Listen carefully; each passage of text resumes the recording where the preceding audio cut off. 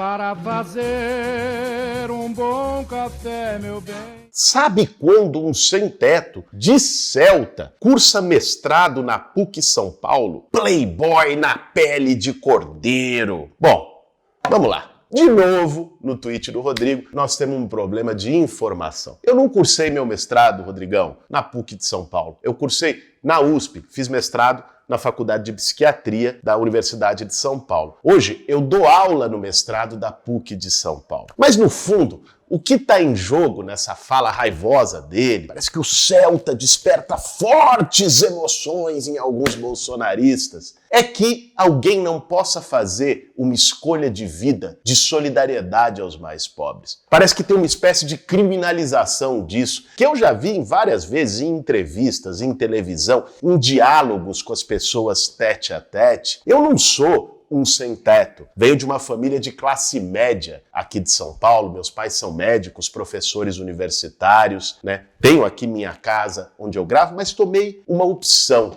com 18 anos de idade, que foi me juntar à luta do sem-teto. Fui morar numa ocupação em Osasco e há mais de 20 anos, com muito orgulho, luto ao lado das pessoas que mais precisam no MTST. Isso é uma escolha de vida, como qualquer um pode fazer. Imagino que o Rodrigo também tenha feito as suas, além de ficar falando groselha no Twitter. A questão é que gera um certo incômodo que a gente se solidarize com uma dor que não é nossa. Para alguns, soa como hipocrisia. Como pode alguém que tem teto lutar junto com o sem teto? Como pode alguém que não passa fome lutar junto com os famintos? Esse tweet do Rodrigo expressa uma coisa que é muito antiga e que não vem só dele, que é uma tentativa de desmoralizar a militância como escolha de vida. Tratar como se fosse hipocrisia ou se tivesse interesses ocultos de alguém que está querendo ganhar por trás alguma coisa. A militância de esquerda, a militância socialista, a militância por um mundo melhor não é outra coisa do que a gente dedicar uma parte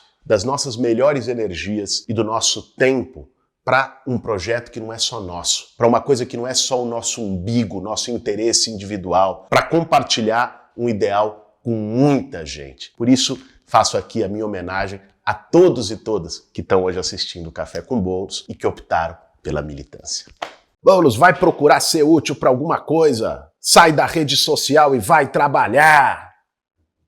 O que eu acho engraçado da turma, não é só o Gilvan, não, mas uma parte da turma que fica na rede social dizendo, Boulos, sai da rede e vai trabalhar, é que ele fala isso na rede social. Não sei se ele está trabalhando ou fazendo alguma outra coisa da vida, também não me diz respeito. Agora, dizer para você, Gilvan, e para quem mais interessar, que eu com muito orgulho sou professor. Entrei pela primeira vez na sala de aula como professor aos 22 anos de idade, na Escola Estadual Maria Auxiliadora, aqui em Budas Artes, na região metropolitana de São Paulo. Desde então, não deixei de dar aula. Dei aula em várias escolas, em universidades, em cursos de pós-graduação. Aliás, estou lançando agora um novo curso pela Escola Coop, Soluções para o Brasil. Se você, Gilvan, quiser conhecer um pouco mais do meu trabalho, se inscreve lá. Vamos falar o português claro. O objetivo do Bolsonaro não é aprimorar o sistema eleitoral. Tudo que ele quer é criar um ambiente de conflito, de caos, de acusação de fraude, para deslegitimar o resultado das eleições. Principalmente agora, quando todas as pesquisas mostram que ele está lá embaixo e que se chegar até 2022, se não sofrer um impeachment antes, pode chegar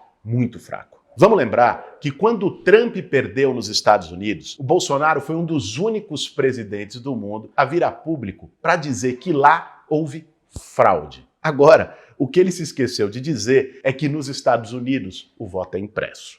Foi do Trump que ele aprendeu essa história. O Trump inaugurou, começar a botar dúvida, fraude eleitoral. E quando o Trump perde a eleição, ele organiza os seus apoiadores, que é um grupo também de fanático fiel. Todo mundo lembra a cena do Capitólio, aqueles caras vestidos de viking, doida. E para fazer mobilizações que geraram a invasão do Capitólio. É aí que o Bolsonaro se inspira. Eu me lembro, no dia que teve a invasão do Capitólio, o Bolsonaro falou, se não tiver voto impresso no Brasil, aqui vai ser pior. E ele começou a falar de maneira mais forte do voto impresso, ele fala isso há muito tempo, mas começou a falar diariamente do voto impresso justamente quando ele cai. Quando ele cai em aprovação, quando ele cai nas projeções de pesquisa para 2022. Então, essa é uma forma dele organizar a turma dele, dele dar uma narrativa, dele dar um discurso para a turma dele. Quer dizer, a eleição é daqui a 1 ano e meio e o cara já está dizendo que tem fraude. Porque o objetivo é, sabendo das perspectivas reais dele perder, o governo dele é um desastre, é uma tragédia nacional, sabendo disso, ele quer ganhar no tapetão. Ele quer mobilizar um golpe. E para isso ele precisa de um discurso. Então ele começa a construir esse discurso da fraude, aí os bolsonaristas repetem em tudo quanto é canto, aí ganha um ou outro na sociedade com essa conversa, ganha alguns policiais militares, ganha um setor das Forças Armadas, organiza os milicianos em torno disso. Esse é o circo que ele está armando. Nós estamos vendo, isso está sendo feito aos olhos de todo o país.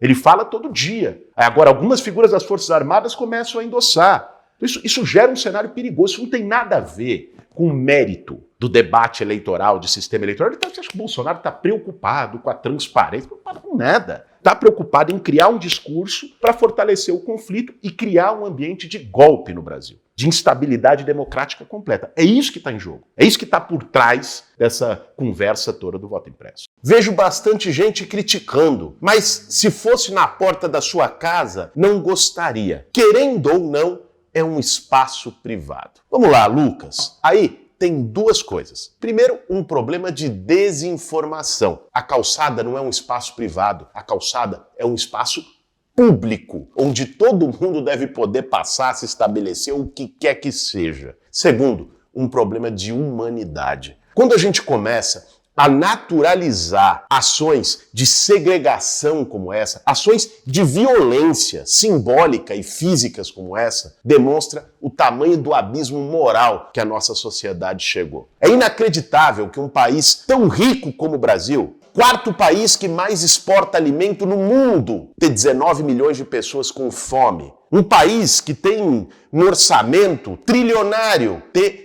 milhares de pessoas morando na rua. Isso por si só já é absurdo. Deveria ter uma pressão muito maior da sociedade para que o poder público fizesse políticas sociais, de moradia, de segurança alimentar. Mas o absurdo fica em dobro quando a reação que se tem, muitas vezes do próprio poder público, é violentar pela segunda vez essas pessoas. Quando vai lá e bota debaixo de um viaduto, que é o que restou para as pessoas, pedra pontuda, na porta, num portão, num banco de praça, onde alguém está deitado por falta de alternativa, vai lá e você bota um negócio que impede que as pessoas deitem. Essa arquitetura da segregação, da violência, que se espalhou não só por São Paulo, por Porto Alegre, mas pelo conjunto das cidades brasileiras, é vergonhosa. Demonstra a decadência moral, a decadência humana de uma sociedade. Começou lá atrás, aqui em São Paulo, com as rampas anti-mendigo, para impedir que as pessoas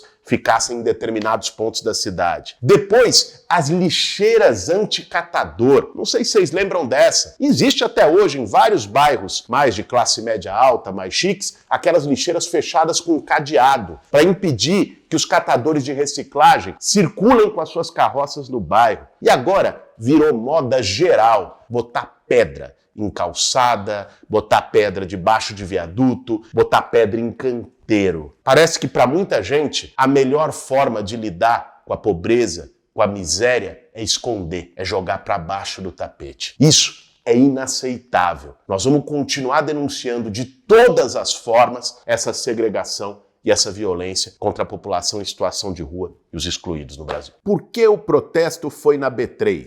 Comunista e socialista não pode investir em ações? Vê só, Cássia, o protesto que o MTST fez na Bolsa de Valores não foi uma manifestação contra as pessoas que investem em ações. Não há nenhum problema em qualquer pessoa que tenha interesse e dinheiro para isso fazer o seu investimento onde quiser. Foi uma manifestação simbólica para denunciar o Brasil de verdade, o Brasil real, que não está no centro do debate público como deveria estar. A ação que o movimento social fez lá na B3 foi justamente para escancarar essa desigualdade. A gente é o país que mais produz alimentos no mundo e está com 19 milhões de pessoas passando fome. O Brasil, que era até outro dia a 7ª economia mundial, tem 15 milhões de desempregados. Nós não podemos aceitar essa miséria como natural. Gente virando lixo para poder comer na cidade mais rica da América Latina. Gente jogada na calçada, jogada debaixo de uma ponte em todas as grandes cidades brasileiras. Nós precisamos